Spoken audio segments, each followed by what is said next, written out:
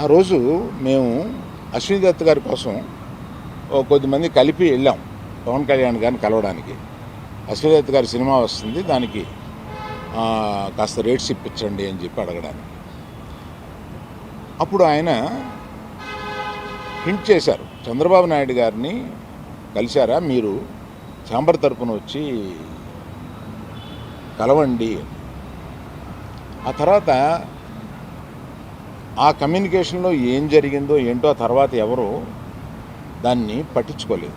నేను ఒకళ్ళిద్దరితోటి ప్రస్తావిస్తే, చంద్రబాబు నాయుడు గారు మాకు తెలిసిన ఆయనే కదా, పవన్ కళ్యాణ్ గారు మాకు తెలిసిన ఆయనే కదా, మేము వెళ్ళి పని చేయించుకుంటున్నాం అన్నారే తప్ప ఛాంబర్ వారు కానీ ఏ సంస్థ కానీ వెళ్ళి అఫీషియల్గా మనం అందరం వెళ్ళి కలిసి కష్టం వచ్చినప్పుడు కలవడం వేరే.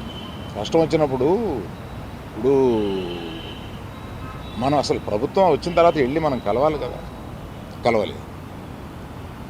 పవన్ కళ్యాణ్ గారు హింట్ చేసినా కూడా అది జరగలేదు.